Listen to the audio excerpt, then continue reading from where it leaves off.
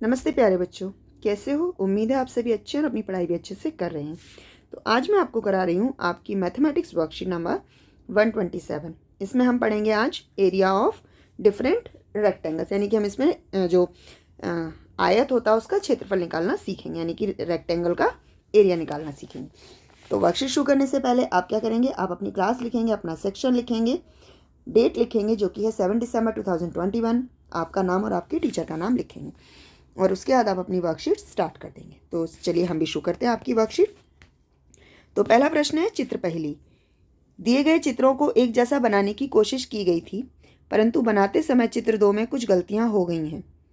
आप किन्हीं 4 गलतियों को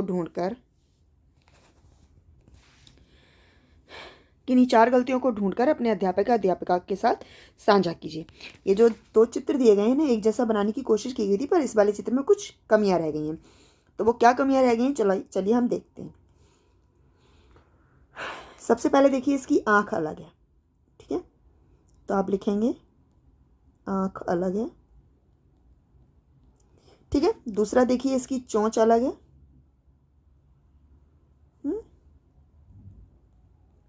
तीसरा देखिए, इसका ये पंख अलग है,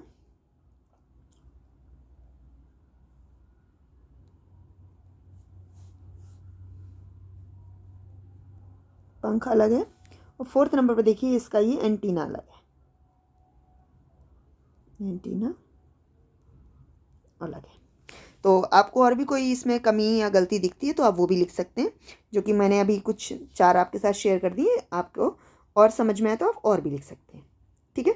तो अब आगे देखते हैं परिमाप और क्षेत्रफल। परिमाप क्या होता है? परिमाप होता है ये जो चारों तरफ का बाउंड्री है, अगर हम इसको एक सीधी रेखा में कर दें तो ये कितनी लंबी होगी, वो इस चीज़ का परिमाप होता है, ठीक है। क्षेत्रफल क्या होता है? इसके अंदर का एरिया, ये इस हिस्से को हम क्षेत्रफल कहते हैं, ठीक है। तो करते हैं परिमाप और क्षेत्रफल। परिमाप जब हमने निकाला था तो हमारा परिमाप क्या था? आमने सामने की भुजाओं को जमा करना है और इनको जमा करके चारों का जोड़ जो होगा वो एक आयत या वर्ग का परिमाप होता है, ठीक है। अब आयत क्या होता है? आयत होता है जिसमें आमने सामने की भुजाएं बराबर होती हैं, और वर्ग होता है जिसमें चारों भुजाएं बराबर होती हैं। तो हम अभी आयत का कर रहे हैं, तो आयत का ही मैं आपको आगे समझा देती हूँ। राजा को एक 40 सेंटीमीटर लंबा तार मिला है, जिसे मोड़कर उसने अलग अलग आयत बनाए। पहली बार में उसने चित्र 1 वाला आयत बनाया, दूसरी बार में 2 वाला आयत बनाया। तो फर्स्ट टाइम उसने ये वाला बनाया, सेकंड में ये, ठीक है। अब राजा ने अपनी दोस्त रानी से कहा, क्या तुम भी इस प्रकार के आयत बना सकती हो, लेकिन तुम्हारे आयत मेरे आयत से अलग होने चाहिए। उसने कहा तुम्हारे आयत मेरे आयत से अलग होने चाहिए। रानी भी उस तार को मोड़कर आयत बनाने लगी। उसने चित्र 3 में दिखाई गई आकृति वाला आयत बनाया, यानी कि उसने ये बनाया। अब इसमें देख लीजिए, चित्र 1 है, इसमें चौड़ाई क्या है? 8 सेंटीमीटर, लंबाई क्या है? 12 सेंटीमीटर। यहाँ पर लंबाई 6 सेंटीमीटर, चौड़ाई 14 सेंटीमीटर। यहाँ पर लंबाई 4 सेंटीमीटर और चौड़ाई 16 सेंटीमीटर है, ठीक है। तो इसी तरीके से हम इसका जो क्षेत्रफल है, आयत का क्षेत्रफल निकालने का जो फॉर्मूला होता है वो होता है लंबाई गुणा चौड़ाई, ठीक है। लंबाई गुणा चौड़ाई से हम आयत का क्षेत्रफल निकालते हैं। अब आगे देखिए, क्या आप राजा और रानी द्वारा बनाए गए आयत का क्षेत्रफल निकाल सकते हैं? बिल्कुल निकाल सकते हैं। देखिए, आयत का क्षेत्रफल कैसे निकलता है? आयत का क्षेत्रफल है लंबाई गुणा चौड़ाई। तो लंबाई जो ये है, चौड़ाई जो ये वाला एरिया है, तो इसे हम कर सकते हैं। जैसे चित्र 1 का इन्होंने दिया हुआ है हमें ऑलरेडी, जैसे 12 सेंटीमीटर लंबाई और चौड़ाई कितनी हमारी? 8 सेंटीमीटर। तो इन्होंने 8 गुणा 12, ठीक है। तो क्या हो गया हमारा? 12 8 72। अब दूसरा चित्र है जिसमें कि लंबाई कितनी है हमारी? 6 सेंटीमीटर, गुणा चौड़ाई कितनी है? 14 सेंटीमीटर।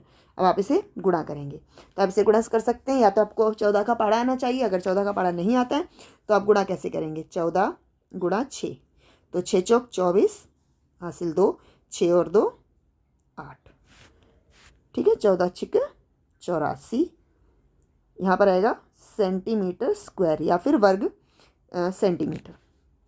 अगला है चौड़ाई कितनी है? लंबाई कितनी है? 4, चौड़ाई कितनी है? 16, ठीक है। बराबर कितना होगा? अब आपको अगर या तो 16 का पाड़ा आना चाहिए, अगर नहीं आता है तो सेम वही करेंगे। 16 गुणा 4, 6 चौक 24 हाथ से लगी 2, 4 एकम 4 और 2 6, यानी कि कितना आया 64 सेंटीमीटर स्क्वायर। ठीक है, तो इस तरीके से आप इसे सॉल्व कर सकते हैं। अब जब भी हम क्षेत्रफल निकालते हैं तो उसके ऊपर स्क्वायर यानी कि वर्ग लगाना बहुत ज़रूरी है। बिना वर्ग के वो आपका उत्तर पूरा नहीं माना जाता है। ठीक है, आप वर्ग भी लगा सकते हैं और ऐसे सेंटीमीटर के ऊपर 2 यानी कि स्क्वायर भी लिख सकते हैं। चलिए अब आगे देखें क्या करना है। आप भी इसी माप के धागे, ऊन, रस्सी आदि की सहायता से 2 अलग अलग माप वाले आयत बनाकर अपनी कॉपी में चिपकाइए और उसके क्षेत्रफल भी पता कीजिए। क्या आप इस माप की तार से वर्ग बना सकते हैं? बनाए गए वर्ग की हर भुजा का माप और क्षेत्रफल ज्ञात कीजिए। तो आप जब वर्ग बनाएंगे यानी कि कितना सेंटीमीटर का है हमारे पास है ये 40 सेंटीमीटर का। 40 सेंटीमीटर का मतलब हुआ अगर मैं इसे 4 बराबर हिस्सों में बांट देती हूँ यानी कि भाग दे देती हूँ तो हर हिस्सा कितना होगा 10 सेंटीमीटर का। तो इससे हम अच्छे से वर्ग बना सकते हैं। एक 10 सेंटीमीटर का वर्ग इस तरीके से बन जाएगा। ठीक है, तो आप आराम से बनाकर उसको दिखा सकते हैं। तो उम्मीद है आपको ये वर्कशीट समझ आई होगी। अगर आपको ये वर्कशीट समझ आई है और अच्छी लगी है तो इसे लाइक कीजिए, शेयर कीजिए अपने दोस्तों के साथ और इस चैनल को सब्सक्राइब कीजिए। धन्यवाद।